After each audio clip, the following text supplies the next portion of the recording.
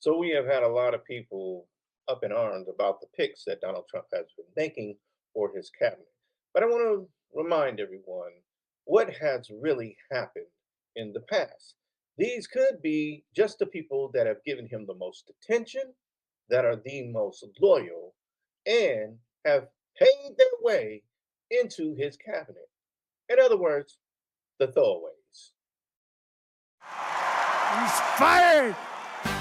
When it comes to staff turnover in the first year, Trump is way ahead of the pack.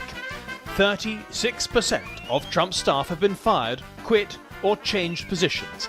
So Pardo has met with China, which we all now know. She said she wasn't going to meet with him at first, but in light of the tariffs that Donald Trump has been threatening, I think she made a move, just the same way as people power play in negotiations. People are all up in arms about Trump saying he's going to tariff Mexico and a bunch of other countries, and also that he is going to annex Canada. None of that is of any consequence right now. These are just negotiations and fillers. And we see how people react in other countries. I would not put no weight behind anything that's happening right now that's coming out of the mouth of Trump. This is what he does, these are his tactics. So I just want to break down a couple of points in the real world of what Pardo said to Trump. And because a lot of people don't understand what's really the point.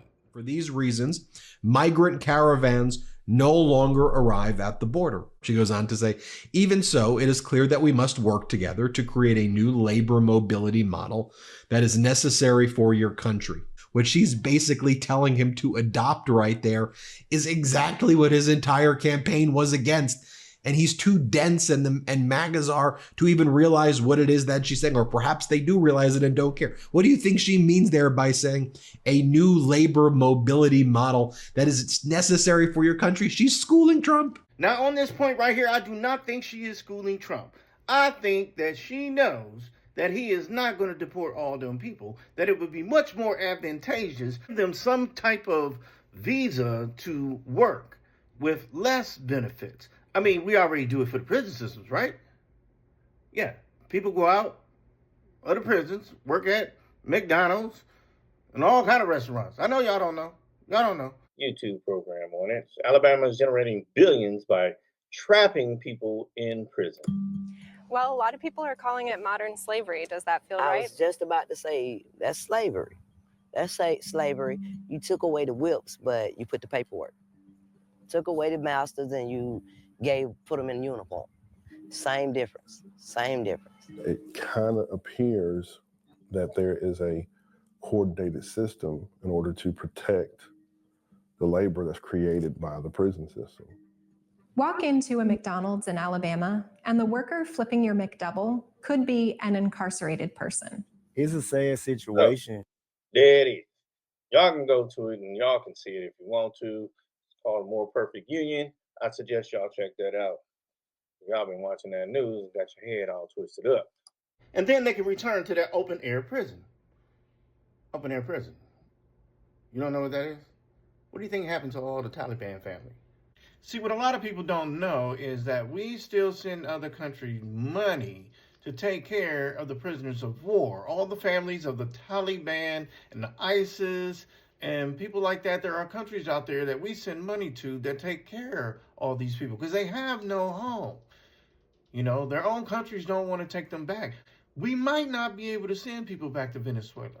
They don't want any of the hardened criminals that they sent away or that have left the country, just like what happened in Cuba, just like what happened in Canada. And they wouldn't take back the people that joined with ISIS. And now we have a situation where found out that they had their kids over there too, so they want to bring the kids back, but not the parents. This lawyer represents 2 foreign mothers with Canadian children not part of the federal government's deal. She says they faced an ultimatum from Canadian officials: send their children to Canada without them or not at all. The offer here is to separate already extremely traumatized children from the sole provider that they've had. These 6 children belong to a Quebec mother given the same difficult choice. The Prime Minister wouldn't comment on that. You see, because these will be our tax dollars taking care of all these people when they could just work. She goes, as well as addressing the root cause that compel families to leave their homes out of necessity. Venezuela, Ecuador, Colombia, all these countries where the people have been fleeing to us, the gangs took over and were raping and robbing at will. That was the necessity why the people needed to leave. So how did the gangs learn how to get all this control over the government? What happened? Where did they learn to do that? November 25th, 1985, U.S. Attorney General Edwin Meese admitted that profits from covert weapons sales to Iran were illegally diverted to anti-communist Contra rebels in Nicaragua in what would come to be known as the Iran-Contra affair. At the time, Iran was the subject of an arms embargo, but the secret shipments were made as part of an effort to free American hostages being held by Hezbollah in Lebanon. President Reagan would initially deny that America traded arms for hostages, only to recant several months later, saying, "My heart and my best intentions still tell me that's true, but the facts and the evidence tell me it's not." The scandal was further compounded when Oliver North, a member of the National Security Council, stole and destroyed pertinent documents in the days from November 21st to the 25th. North would ultimately be convicted of accepting an illegal gratuity, obstruction of a congressional inquiry, and the destruction of documents. 14 other participants were indicted and convicted for their roles in the operation as well. However, many of them were pardoned by George H.W. Bush, who had previously served as vice president in the same administration. On the 20th of December 1989, the United States launched its biggest military operation since the end of the Vietnam War. More than 25,000 soldiers poured into the small Central American Republic of Panama, supported by air power and a huge intelligence operation. On December the 20th last year, the Latin American Republic of Panama was being liberated. On paper, the invasion was about restoring democracy. In reality, this was a drugs bust, carried out to arrest one of America's most wanted traffickers. And this drug lord wasn't your typical on-the-run fugitive hiding out in the jungle. In fact, it was Manuel Noriega, the head of the Panamanian military and de facto ruler of the entire country. Noriega is responsible for the terror on our streets. And somewhat awkwardly for the US, Noriega had been a key American ally and a CIA intelligence asset for decades. This is how the Cold War met the war on drugs, and how the CIA helped to create a cocaine dictator. See, everyone has gotten hip to our MO. And we go into a country under pretense of democracy and stuff, when all along, we've been taking over their drug trade. I mean, let's face it.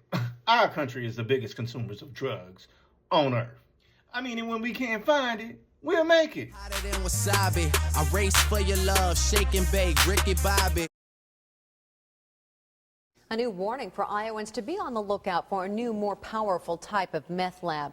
Really just picking it up could make it unstable enough to explode, depending on how long it's been there and how much pressure's built up. If even a small percentage of what the United States allocates to war were instead dedicated to building peace and fostering development, it would address the underlying causes of human mobility. In other words, instead of you building up a military-industrial complex, perhaps you can actually focus on addressing labor flows and having a comprehensive immigration system. The FBI caught a Border Patrol agent who trafficked drugs into the U.S. and accepted $110,000 in bribes. The charges include smuggling meth and migrants into the California border from Mexico. 55-year-old Hector Hernandez, a former San Diego U.S. Border Patrol agent, was found with $140,000 and admitted that $110,000 from that was from drug trafficking and bribes. Of law enforcement leaders buying and illegally selling guns.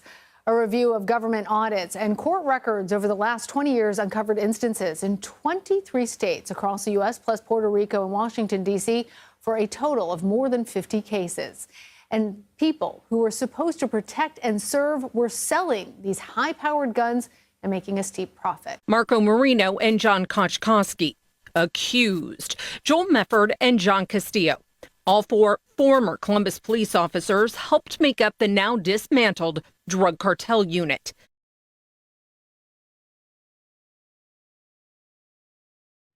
Yes, $916 billion is 40% of the world's entire military budget. We are 40% of the entire world's military budget, at least that's as they report. Why? Here's why. Step up in the place and you watch that correct.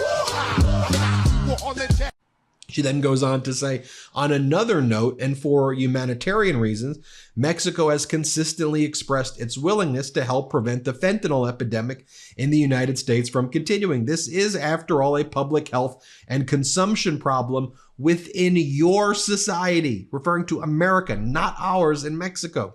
She goes on to say, so far this year, Mexican armed forces and prosecutors have seized tons of various types of drugs, 10,340 firearms, and have detained 15,640 individuals for violence relating to drug trafficking. Furthermore, the Mexican Congress is in the process of approving a constitutional reform to classify the production, distribution, and commercialization of fentanyl and other synthetic drugs as a serious crime without bail. However, it is publicly known that the chemical precursors used to produce this and other synthetic drugs are illegally entering Canada, the United States, and Mexico from Asian countries. This underscores the urgent need for international collaboration.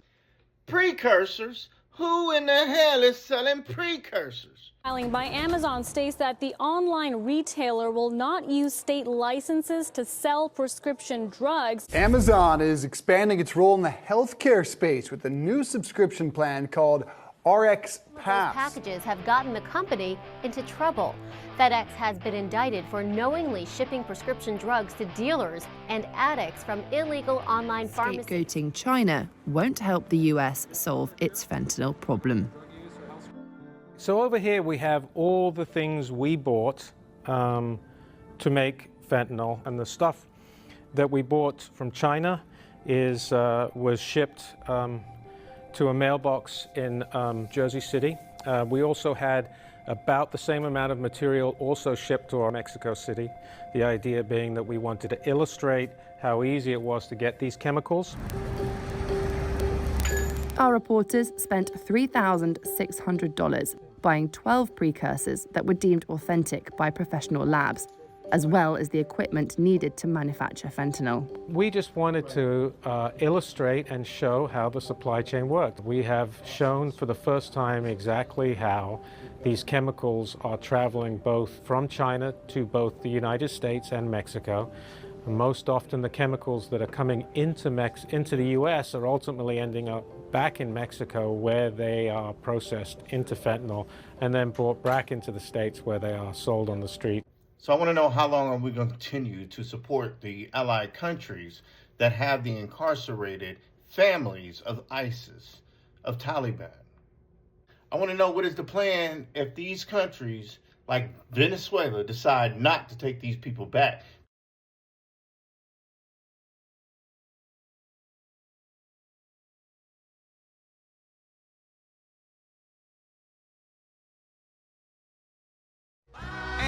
Hey, yo, we made the Thanksgiving. So, hey, maybe we can make it to Christmas.